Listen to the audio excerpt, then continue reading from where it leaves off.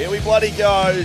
Shelter FootyCast, the last preview for a little while, Skeeter. Our last Thursday show. Are you sad? Yeah, I am a bit because we get a bit of humour out of each other, a bit of banter, a bit of sledging, and never let our egos get in the way of some fun and for facts. Looking forward to it. There's a bit happened. As soon as we turned off the microphone on Monday, all hell broke loose down at Coburn. Now, we're going to get to that in a second. That is the Southern River Band out of Thornley. They are playing at the Charles Hotel Friday night, Skeeter. So I just asked you off air, what are you doing this weekend? I'll tell you where I'll be, mate. I'll be at the Charles Hotel. I'm going down there. Oh, yeah, okay. I'm doing a police function, but you'll be there. The Charles Hotel, that's another place I used to go. Police function? It's like a football. It's a football gathering. All the cops coming from. What else Australia. are you doing? That's not what you told me you're doing. No, I'm going to the races Saturday. Going to the races. Just down in the bullpen with the plebs, or no? I'm going to a guy called Rick Hart, who's a very nice man, good friend of mine. He's taking me to the directors' lounge. So the beauty of that is that you can drink beautifully and still punt. So you're not spending on drinking and punting. So you can punt a little bit more and still have a drink. So you can still lose as much as you always. Exactly. So if you want to have a good night, come down to the Charles Hotel, Skeeter. You might. Well, the Skimpies used to go there again when I was about 17. They used to go there. They had the raunchy, the stickers on their and we used to teenagers go and watch that. Now of course it's far more civilized. Teenagers. I was 17, yeah. You allowed in there? Yeah, I was allowed there. We were there at 17, yeah. Everyone's been to a pub back when they were 17, Scully. Very good. Shelter FootyCast on socials. Bottom Up Roughie of the Week might be a stiff one today, but we'll see if we can get through it. Start your footy weekend at Bottom Up, even though it's footy is over. Grab your shelters where Bottom Up has you covered. We did mention this will be our last Thursday, so just given we're going into trade period, we don't want to sit here and talk crap. more. Well, no. More crap. Yeah, correct. More crap than we would usually speak to you. So we're going to have a bigger Monday show. Thursday, this will be our last one. So I thought I would kick this Thursday show off with some listener feedback. Usually we leave this to the end with our audience, but we've had... It's obviously something significant. You decided to give it bump it up the rundown. We look. I'll leave this, Skate, just you can figure out who this has come from. We have kitchen scissors that are weird, and they sometimes split into two. And seriously? And Skeet has gone to use them the other night, and they've done that, split into two. It took him up to 10 minutes to hook them back together after a tutorial from Mum as well. So if any stage my daughter wants to just shut up, and I'll tell you what, for someone who lies in bed till 9:30 most mornings, fair dinkum. Well, she doesn't mind putting me away. I'll tell what she's doing in bed. She's texting me absolute gold because this is the text that came out of this ordeal. Oh, good. Your beautiful wife, Victoria. Yeah. She says to Mark, so Mum says... Do you actually think you're stupid? ? And you say, you can't be as talented as me and not be stupid. Yeah, I said there's an element of stupidity, but I've got some ability. But it's funny how your ego and your self-esteem gets driven into the ground when you've got people trying to screw you absolutely mercilessly for little faults you make. A little respect, for I am Costanza, Lord of the Idiots. Yeah, no, I'm happy to put my hand up as I've got a bit of George in me. Right, let's get into footy. Prick. Hello, Skater. Thank you very much, Liv. Lockie Schultz. Let's talk about Lockie. Fremantle. Look, I had a tiny bit of feedback. Hello, Shelter boys. Maybe we were venturing too much into West Coast land. Well, boys, I played there for 15 years. I'm sorry that and also Fremantle, you haven't even been bad enough to talk about. So West Coast have one of the all-time worst seasons of all time. We speak about West Coast a lot. Tell them how bad they are. So the feedback was you were too West Coast centric? I was talking about West Coast too much. Well, to defend Fremantle you, was so boring this year. But also, what we were talking about a week ago is we don't think they're going to be too active in the trade period. Now, obviously, this is Monday. This is not their instigation, but by the same token, Liam Henry was on the table. I don't think anybody, even the football club, thought that this was a possibility, say, a week and a half ago. Lockie Schultz requests a trade to Collingwood. What is going on at Fremantle? And I know you've been putting out the numbers of how many years he's been on the list and the process, etc. It's since been revealed that Peter Bell and the Dockers were in the process of putting a deal to him, but Did the love come too late? That's the question. Absolutely it did. Let me run you through Lockie Schultz's career so far, Skeeter. He was drafted in 2019. He was on the rookie list for 2 years. It's fair enough. Absolutely. He's a mature age rookie, plucked out of Williamstown, a Chuka boy. Plumber? Plumber, battler, right? And great bloke. We've had him on BackChat. If you want to go listen to that, jump over to BackChat and just have a look at Lockie Schultz on BackChat. But he's on a rookie deal for 2 years. Fair enough. COVID comes in 2020, his last year of his deal. They cut list sizes, so he gets delisted, but he's allowed to be relisted as a rookie at the end of that year. So it doesn't move from the fact he's delisted at the end of 2020 after playing every game of 2020. He played every game in his second year.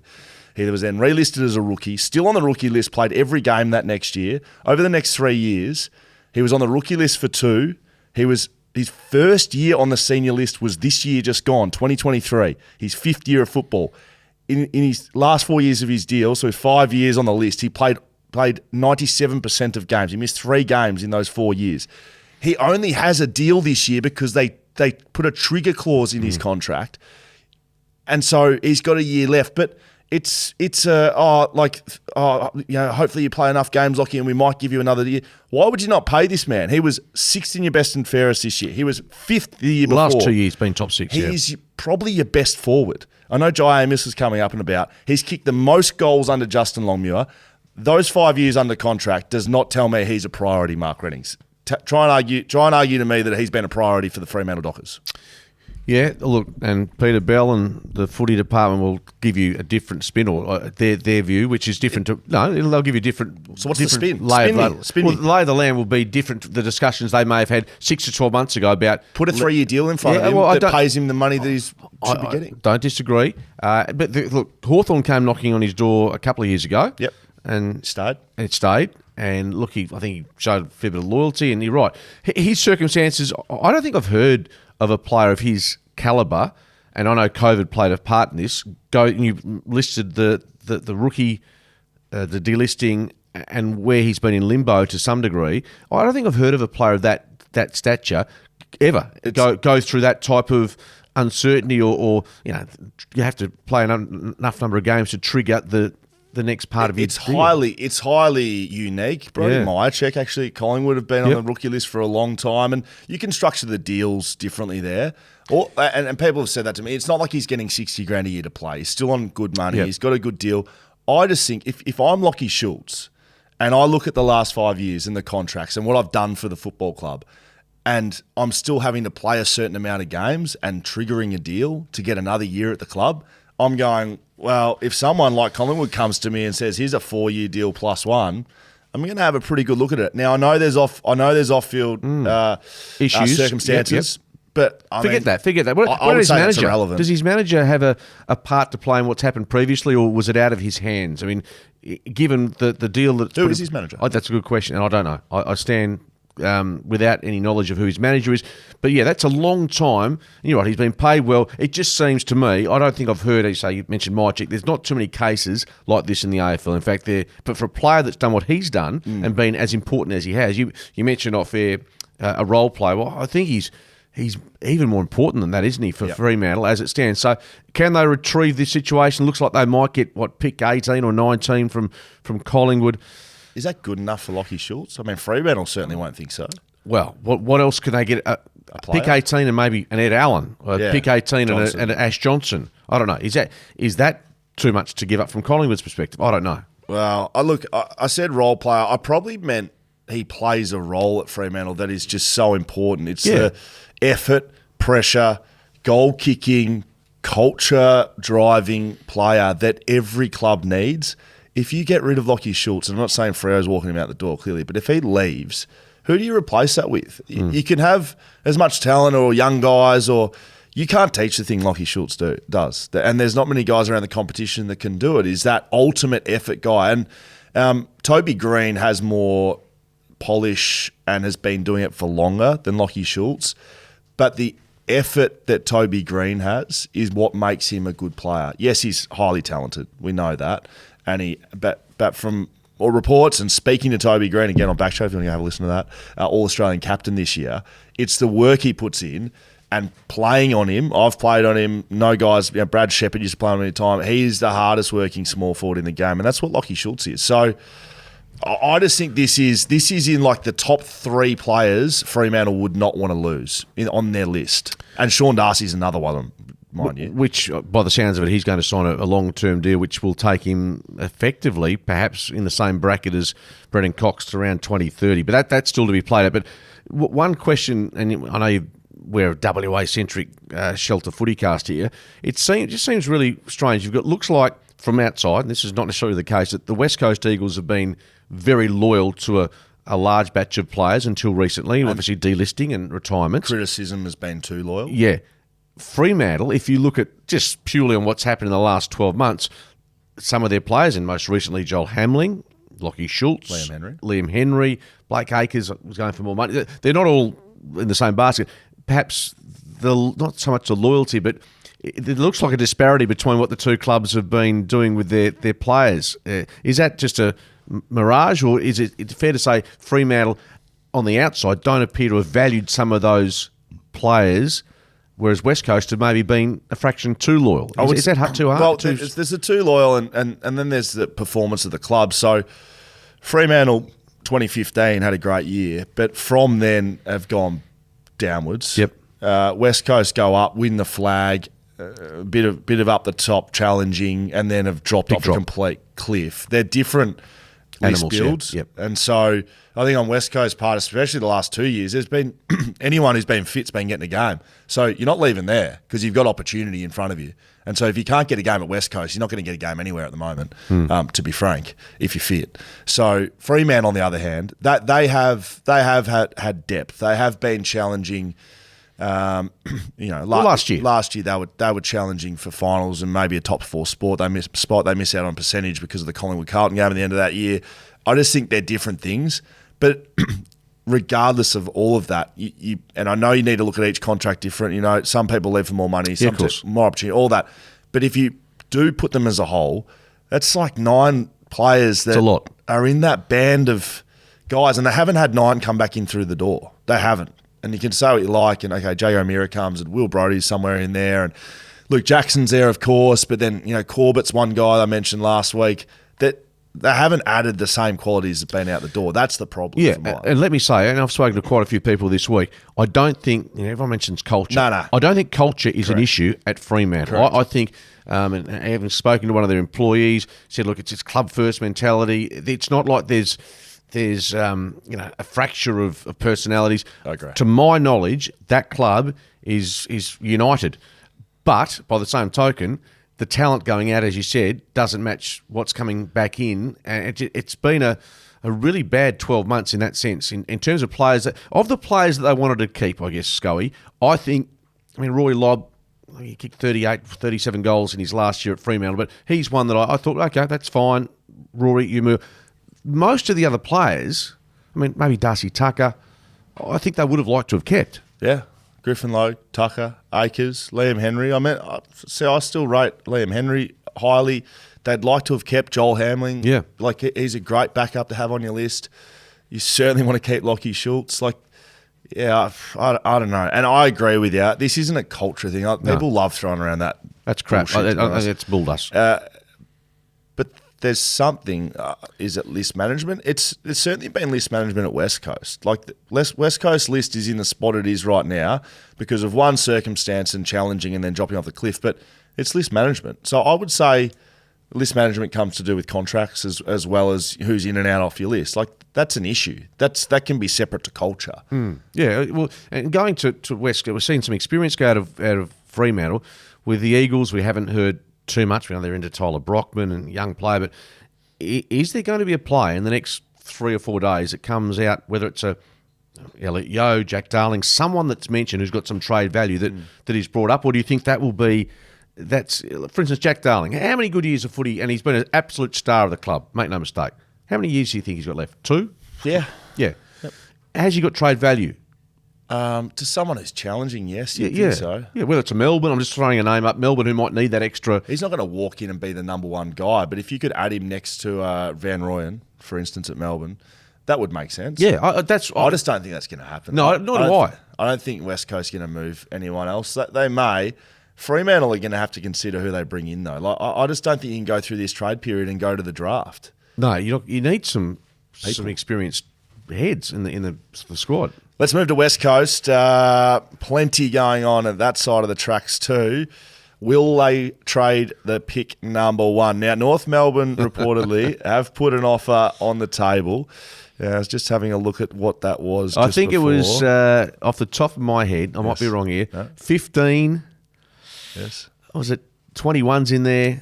18? 15, 18, 21, and a future. An end of first round next year. So North Melbourne have those picks. They also have 2 end of first rounders next year, plus their first rounder that they'll get for finishing wherever they finish next year. They've also got 2 and 3. So they have a bevy.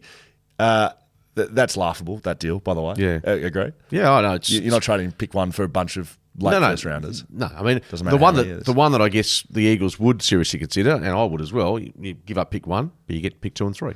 But that's North are going to say probably no. Yeah. That was my next question. Would West Coast say yes to 2 and 3? I think so. I don't think so. You don't think so? No, that's not enough. You're effectively giving up pick 1. Let's call him Harley Reid if it is that, and you get Dan Curtin at 2. Right? Say that's the case. So all you're getting for pick 1, because they're back and forward. You're just getting an extra whoever's pick 3, right? For pick 1, I don't think that's enough for West Coast. The situation they're in, they're better off taking Reid and rolling the dice for 3 years on one player. I'm not saying you're wrong, but I think so. If you're going to trade it, it needs to be more than 2 players.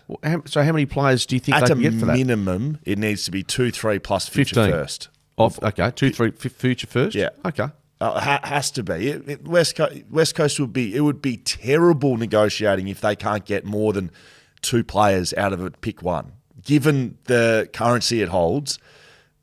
Mate, like Asava Ratugolea, Port Adelaide and Geelong. Geelong's turned down pick 23 for Asava Ratugolea. Yeah. So, and no offense to Asava, but he's not going to be the future of the football club. So, I just think, given what we've seen over the past few years, so what you're not saying, doing anything less than 3 players. So what you're saying, I would just, if you're a betting man, of which I am, I would be, and you are to some degree, I would have thought, given if that's where you sit and maybe the Eagles sit in the same passage, I would suspect that they're most likely to take Harley Reid at 1, and unless there's something... This deal gets done. North Melbourne.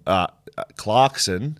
Hang on, you think North gets 1? Clarkson, if you look at his history at Hawthorn, he doesn't care about building this bevy of young players. Sometimes he does. If you Lewis, Hodge, Mitchell, all those guys, Roughhead, Franklin, that. But I think, given the amount of picks he has, I think he'll be happy with some late first rounders and build them around them. And he wants the number 1 guy. He wants the Luke Hodge. Okay, so what happens? He wants 1. So what does North Melbourne? You saying they have to give up 2, 3 for future first gets the deal done. 2, 3, and a future first. Yep. And I think it does get done, and I think North Melbourne, rightly so. Why you're not going to come to the table with that at the front? You're going to test the waters with West Coast. Hopefully, they got laughed out of the room from West Coast point of view, because those 4 picks, although first rounders, I had a look at the first rounders at those exact picks last year.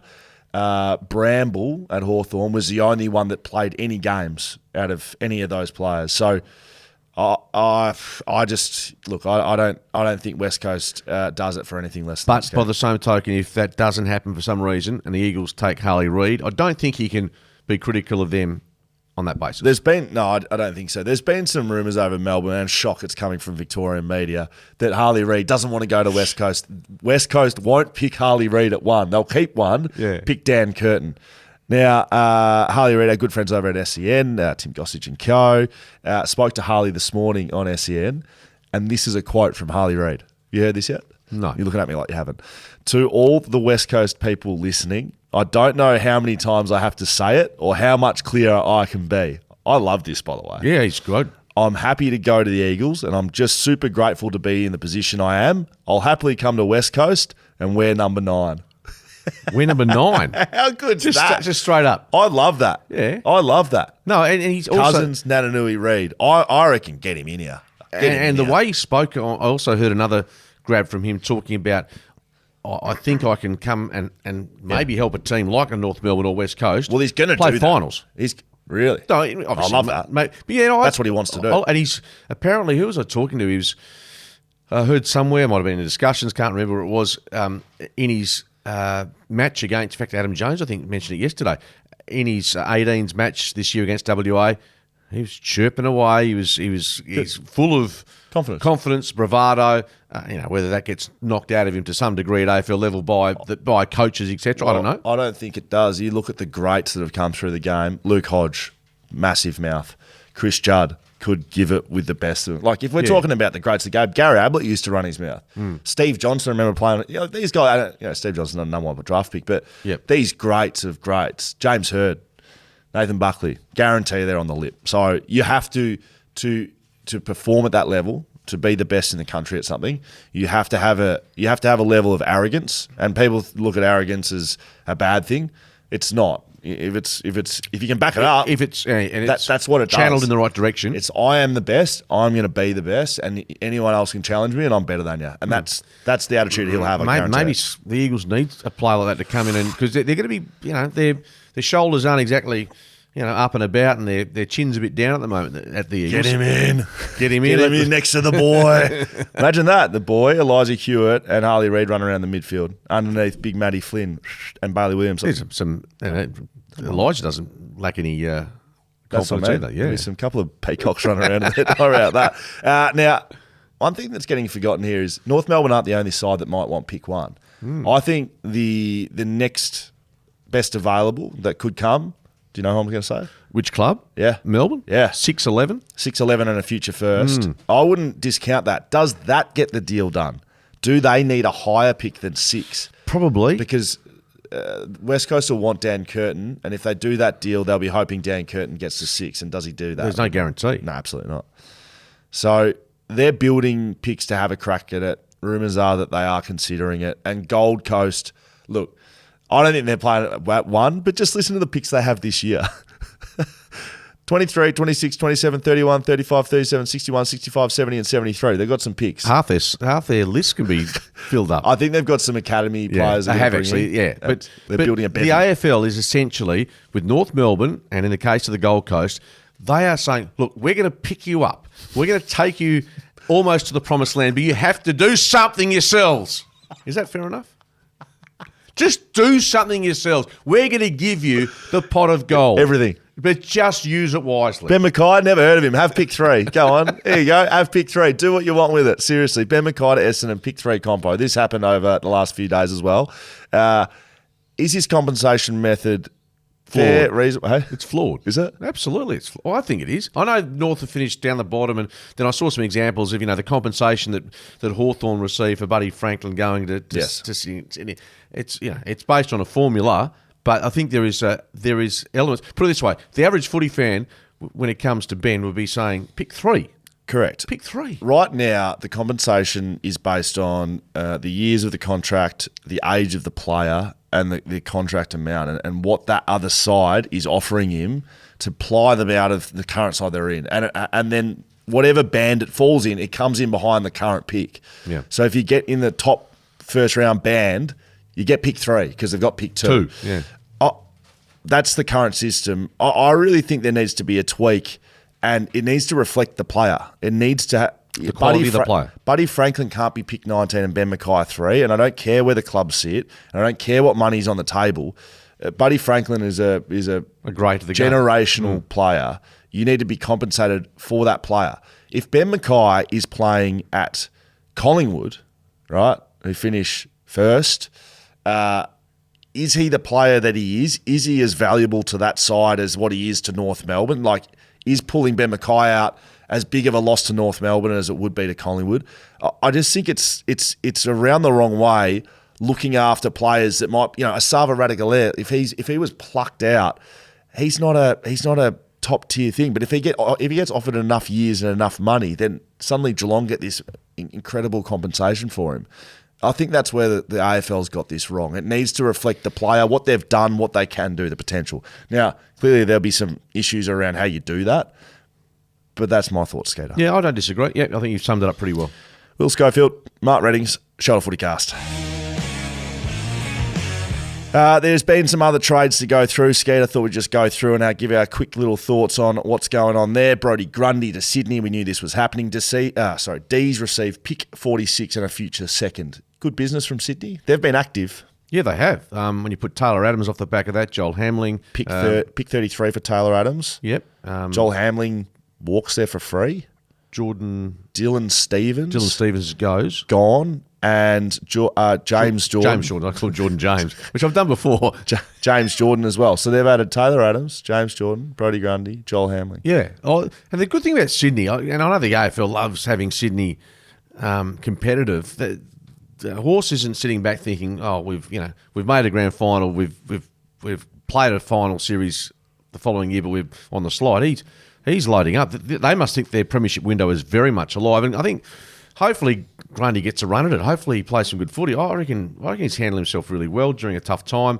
Taylor Adams, interesting that he actually had a meeting with Sydney grand final week, which seems a little strange given his allegiances to Collingwood at that stage. But I don't think in the modern footy, in modern sport, it is not as unusual as what it has been in the AFL in the past. Footy's caught in the dark ages, has been for a while when it comes to that, the changing of clubs, etc. Brodie Grundy walks out the door of Melbourne. They don't pay $1 of his contract. So if you remember, he walked from Collingwood to Melbourne, and Melbourne have to pay some of. He leaves Melbourne. Melbourne have just see you later. Hands. Collingwood's still paying for him, and Sydney have the other bit.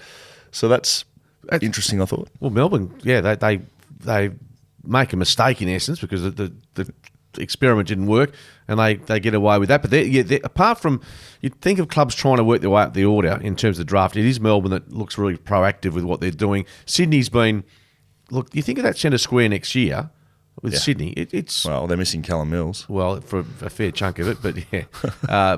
But that's a pretty imposing centre square formation if Brodie plays the footy that he can. Parker, Warner, Goulden, Adams... Rowbottom, our man. Our man, right. Well, that's some real talent there. Yeah, absolutely. How are they going to work their forward line and other areas down back? Obviously, Joel Hamling comes into the mix. But he'll go straight to full back. Yeah, as long as he's fit and healthy. Yeah, correct. He plays straight away, right? I would have thought if he doesn't have any injuries off season.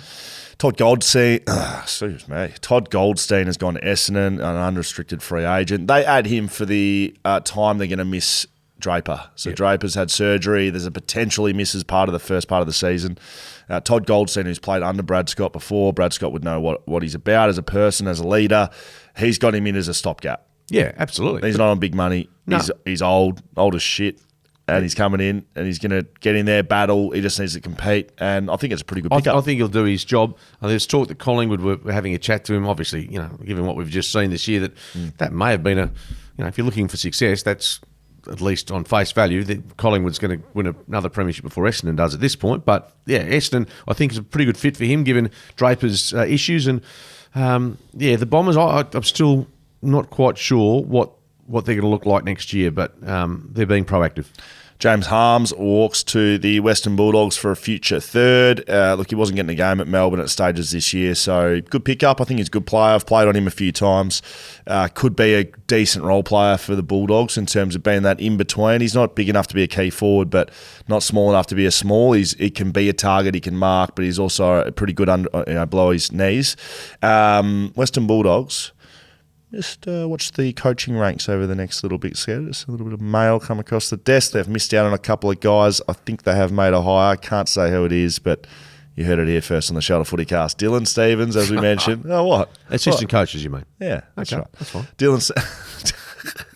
Well, yeah. No, I'm just saying. There's a bit of pressure on the senior coach as well. Absolutely. I mean, you win a premiership, that gives you a lot of currency for a fair while, which is fair enough.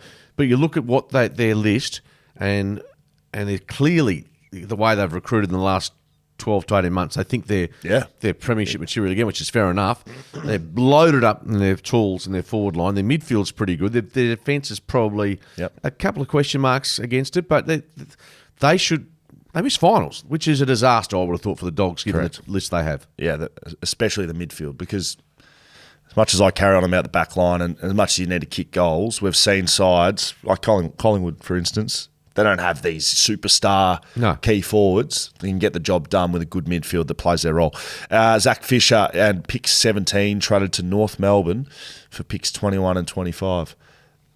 Yeah. Take it or leave it. Well, he's gone from a team, as you said last week, that he was at a club that was and played in a prelim final, now going back to North, where there are more questions about them than answers at this stage. But there may be more opportunity for Zach, and maybe a change of role. And we know he's a small forward. He's played a bit off half back this year, but boy from Guildford Grammar, hopefully, and from Perth, hopefully he gets a good run and plays some good footy. Todd Goldstein, we mentioned to Essendon, They're flaring up a bit here. Matty Rosa maybe pulling some strings behind the scenes. Probably not, though, with Dodoro still yapping his mouth in the media. I've seen him a lot, actually, so far. So might be time to leave, I reckon. What about Stephen Wells? Stephen Wells is the godfather or the gun. He just goes under the radar, never hear from him.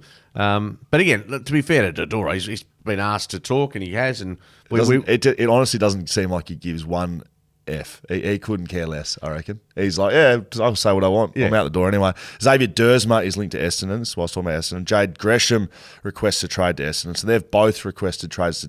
I think they're both very good players. Xavier Dersma, an outside runner, wingman, potential that his brother gets picked up by Essendon. Of course, we don't know what happens there, but mentioned during the week that he'd love to play with his brother, who's highly touted, top 5 draft pick, Xavier Dersma's brother. You know his first name?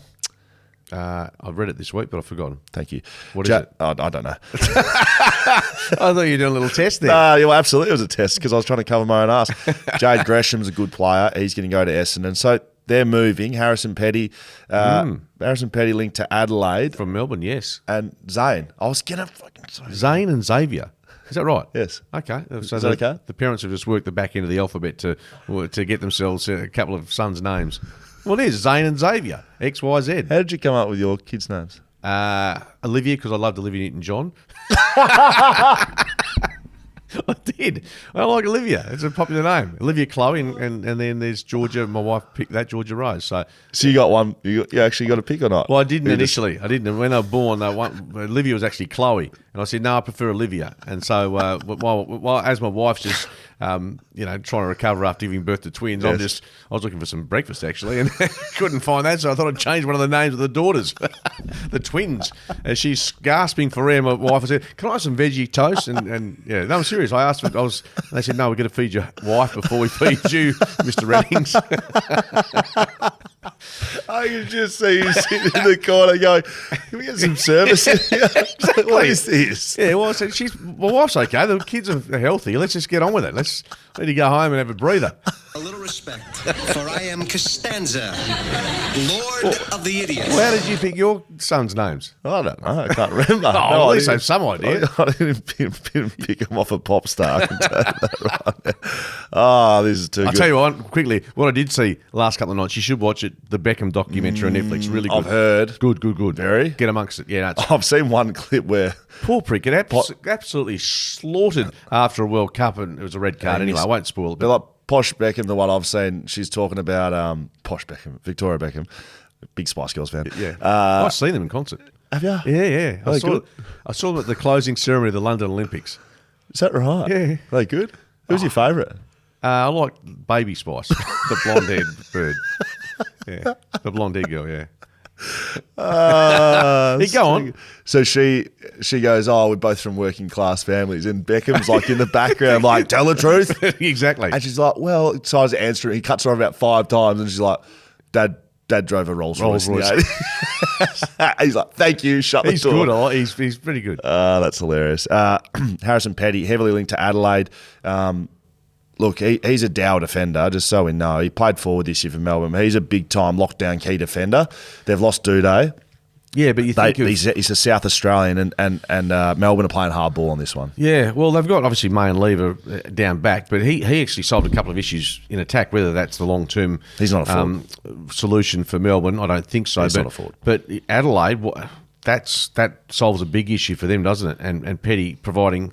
What he had the foot issue. What's it called? Liz Frank. Yeah, I think he had that later this year. So that's an interesting one. I think Adelaide can be a real move next year if they get their pieces right. So do I. Geelong talking about playing hardball. Like you said, Stephen Wells is just sitting there with his crystal ball, just like, you want to sub a Radicalia, do you? Port's offered them pick 23 and he says no, which is hilarious. They just continue. They're just the best performed team ever in trade period. Tom Hawkins still yet to re-sign. Surely not going to Melbourne. There's talk of Melbourne having an inquiry or two. I think he's been offered around 400, whatever the case. At Geelong? Yeah. Now, I'm just reading that.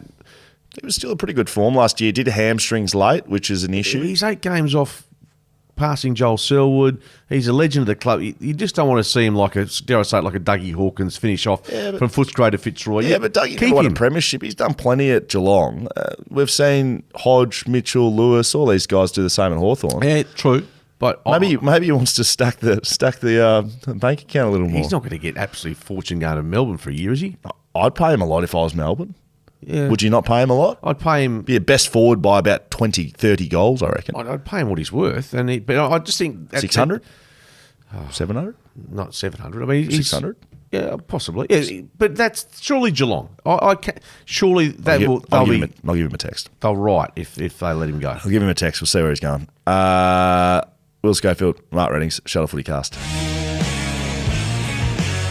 There's a bunch of other players potentially on the move. I'm going to read them out right now. You guys can follow along at home. Mabior Chol, Jacob Kaczynski, Elliot Himmelberg, Orazio Fantasia, Jack Billings, Shane McAdam, Brandon Zach Thatcher, Jordan Sweet, Paddy Dow, Liam Henry, Elijah Hollands, Tyler Brockman, Tom Fullerton, Ollie Lord. None of them have been done, but apparently they are rumoured to be moving. Let's play along at home, and we'll see you Monday about that. Port Adelaide held their best and fairest, the John Cahill medal.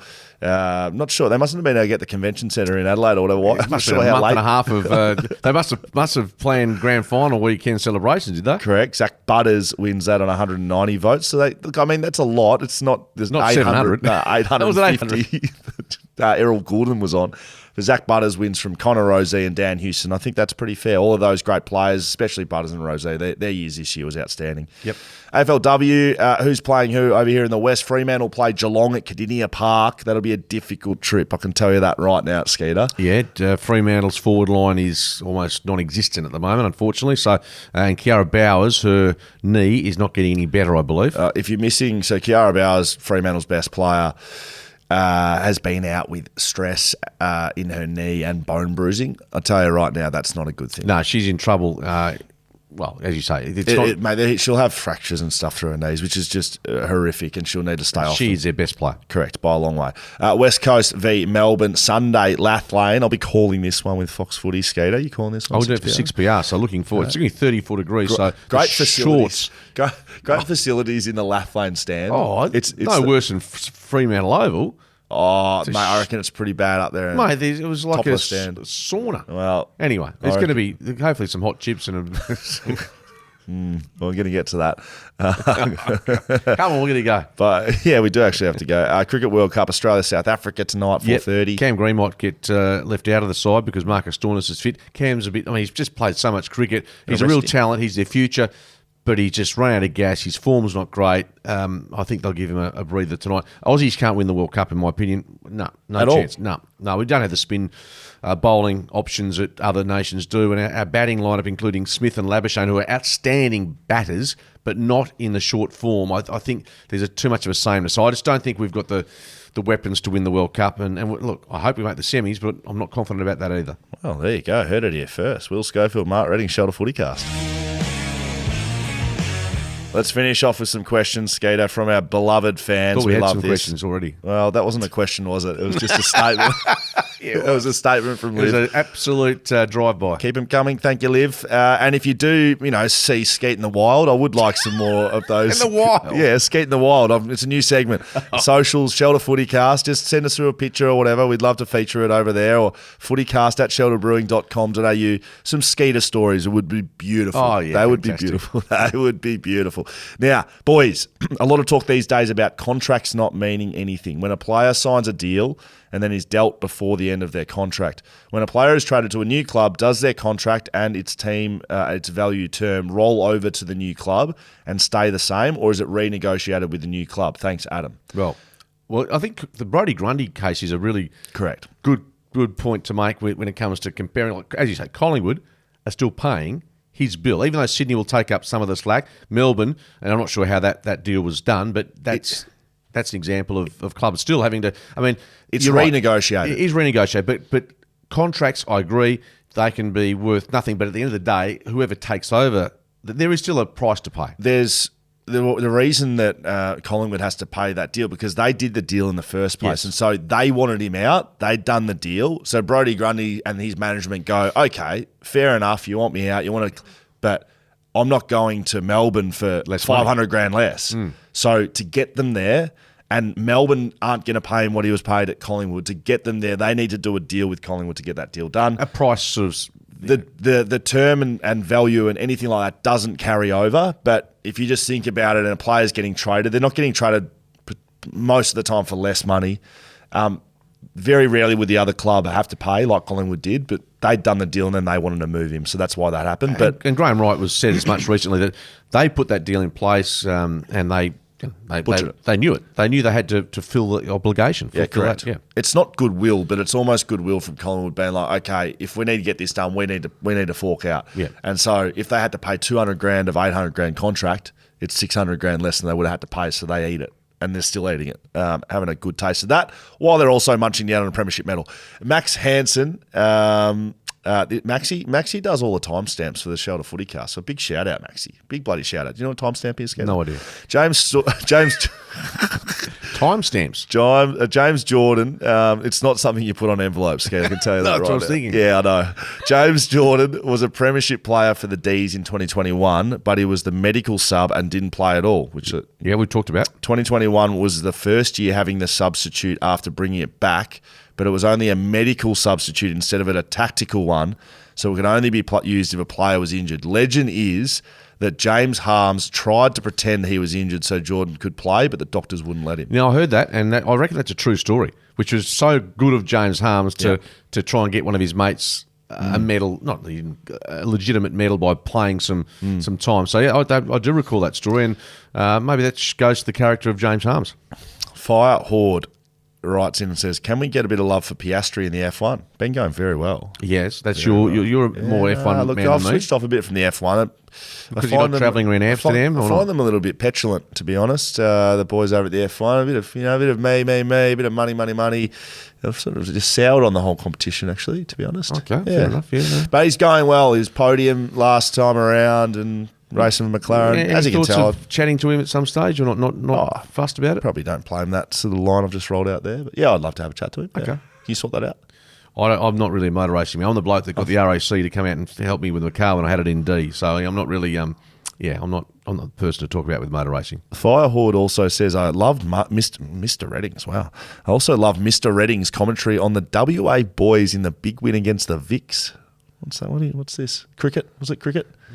Sheffield Shield, yeah. Another Sheffield Shield fan. Yeah, no, mate, they're coming out of the woodwork. I did used to commentate for Channel 9 back in the day with, Richie Kim Hughes and local boys, Kim Hughes and Bill Nick Malone, Bruce Yardley, guys you would have heard. No, it was a local. It's called Local Production. Live and local. We did it really well and had a lot of fun. And thank you for the feedback.